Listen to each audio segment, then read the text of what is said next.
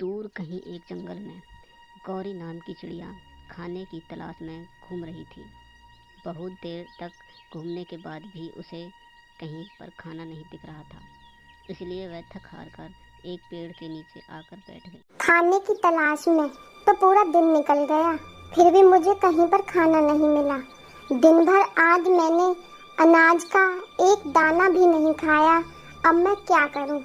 मैं एक काम करती हूँ, मैं दूसरे जंगल में जाकर खाना तलाश करती हूँ, मुझे वहाँ पर जरूर खाना मिलेगा। ऐसा सोचकर गौरी चिड़िया दूसरे जंगल की ओर निकल पड़ती है। दिन भर खाने की तलाश कर करके वह थक चुकी थी, इसलिए उसे उड़ने में भी परेशानी हो रही थी। थोड़ी देर उड़ने के बाद वह पास वाले जंगल में आ ही गई। हाँ, यह जंगल तो हमारे जंगल से भी ज्यादा हरा भरा दिख रहा है। मुझे पक्का यहीं कहीं पर अनाज मिल ही जाएगा। लाडो सब तरफ अनाज की खोज करने लगी।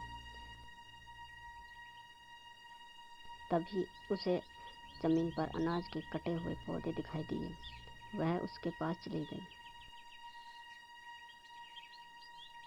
मुझे लगता है यह अनाज के पौधे यहाँ किसी ने छोड़े हैं, या फिर कोई इसे ले जाना भूल गया होगा।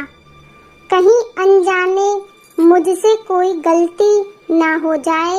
मैं एक काम करती हूँ, मैं थोड़ी देर उनकी राह देखती हूँ।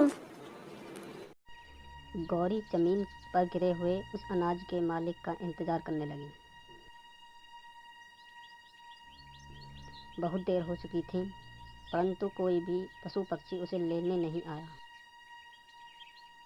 मुझे लगता है किसी ने बचा हुआ अनाज यहाँ पर छोड़ा है।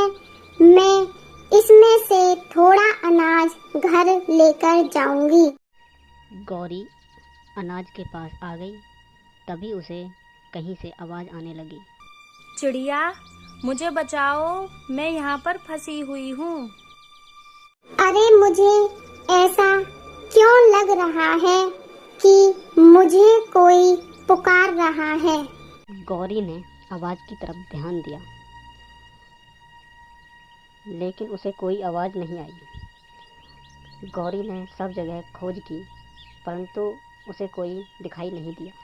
मुझे लगता है यह कोई मेरा वहम है। भूख की वजह से मुझे भ्रम हो रहा है। मैं कुछ अनाज के दाने खा ही लेती हूँ। मैं इसमें से थोड़ा अनाज घर भी लेकर जाऊंगी। गौरी ने कुछ अनाज के दाने उसमें से खा लिए। मुझे प्यास लगी है, मैं थोड़ा पानी पीकर आती हूँ, बाद में इसे लेकर जाऊंगी।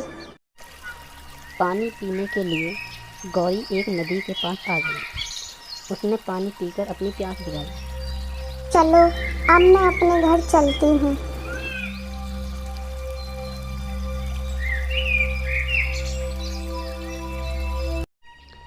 इधर भूरी कौवी और भूरा कौवा अनाज इकट्ठा कर रहे थे।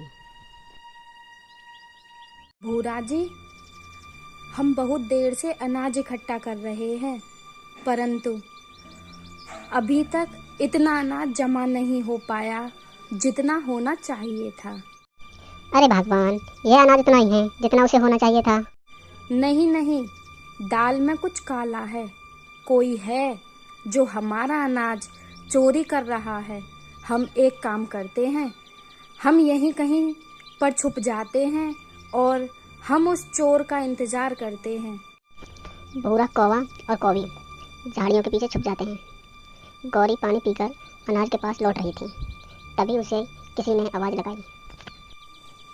अरे चिड़िया, मैं यहीं पर हूँ, झाड़ियों के पीछे, मुझे बचाओ।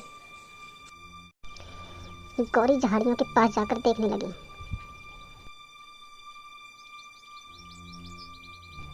तभी उसे मकड़ी के जाल में फंसी हुई परी दिखाई दी। अरे तुम कौन हो और यहाँ पर कैसे फंस गई? मैं सोनपरी हूँ। इस जंगल में घूम रही थी। जब मैं फूलों के ऊपर डगमगाते हुई तितलियों को देख रही थी, तब मैं अनजाने में इस मकड़ी के जाल में फंस गई। मकड़ी कभी भी मुझे आकर मार सकती है। इससे पहले तुम्हें मुझे बचाना होगा। अरे यह तो बहुत बुरा हो गया।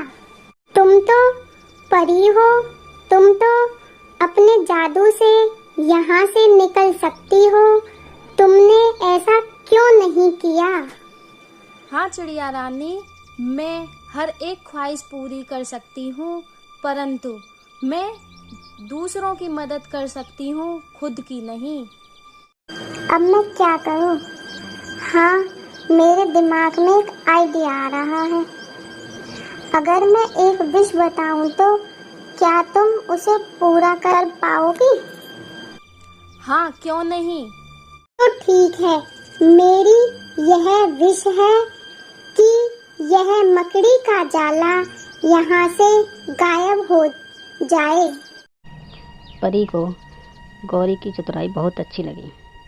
उसने गौरी की विश को पूरा कर दिया। जैसे ही परी ने जादू की छड़ी घुमाई, मकड़ी का जाल गायब हो गया। चिड़िया रानी, तुमने खुद के बारे में ना सोचते हुए मेरे भला चाहा। मैं तुमसे बहुत खुश हूँ। मांगो तुम जो चाहती हो। मेरी बस ख्वाहिश है कि जंगल के सभी पशु पक्षी मिलजुल कर रहें। तुम्हारी मनोकामना पूरी हो, वैसा ही होगा जैसा तुम चाहोगी। इतना बोलकर परी वहाँ से गायब हो जाती है।